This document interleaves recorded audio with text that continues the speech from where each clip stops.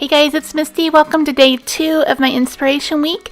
Today I'm going to show you how to case a card. So I'm going to pull up a card that I found on Pinterest. This is by Jenny Hall. I really love the layout of this card, so I'm going to show you my version of this. So I'm going to be using just one stamp set today, and I'm going to be die cutting the rest. So I have the stem that has the leaves, I have the smallest flower, and then I have the largest frame and the smallest frame, and I have the new glimmer paper that will be available on the 21st. This is a new celebration item. So don't forget to head over to my blog for the coordinating blog post that has the PDF tutorial and with the measurements, supply list, etc. So I'm going to take these two dies and I'm going to cut them out of Whisper White, and I know it's hard to see because of my lighting, but I just line them up on top of each other like she did in hers. Then I'm going to cut the largest frame out using basic gray and the smaller frame cutting out using Whisper White. I'm using a basic gray card base today. So I'm going to go ahead and use Sweet Sugar Plum ink to stamp the sentiment, and then we'll be done with all of our stamping for the minute.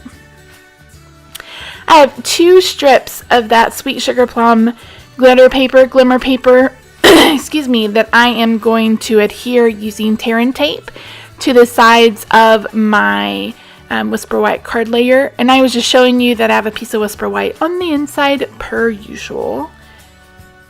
So each of these strips of glimmer paper measure 1/4 inch by 6. I didn't trim them off. We will be trimming this down to 1/8 of an inch, but you're going to want the little bit extra so you can adhere it to the paper. So I'm just using my bone folder here to press down that tear and tape. Burnish, that's the word I'm looking for. And I'm just trimming it off using my scissors.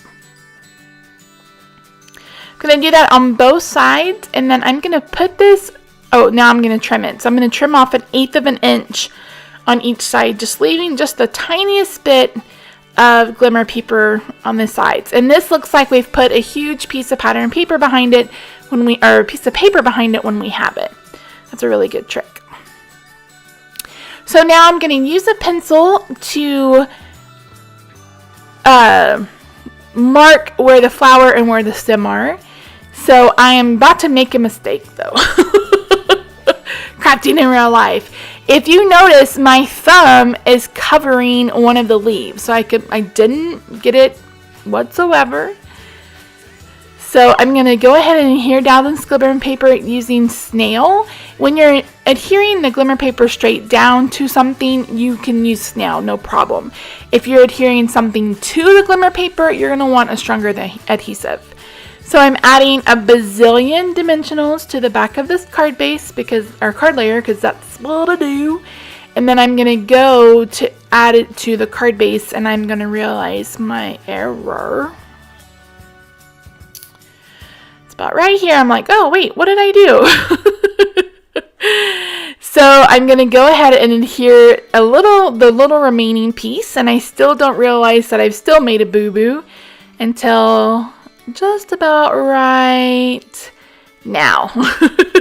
So I just grabbed a ruler and my scissors, and I made 2 little scores, and it came off no problem. So on the original card, she had metallic thread behind her sentiment, and I didn't want that. So I used one of the Swirly Scribbles dies, and I cut out a piece of that mint macaroon or macaron paper. My tip for you when you're die cutting glimmer paper is to turn your paper upside down. Same thing for cutting it in a trimmer. If you're going to cut it in a trimmer, turn it upside down. So I'm going to adhere that with some Tombow Mono liquid glue.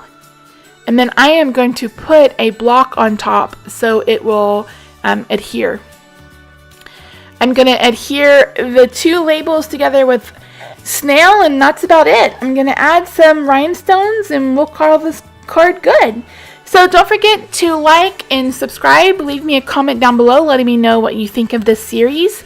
Make sure that you head over to the blog post, the blog post to get the PDF tutorial. I would love to see you guys create something.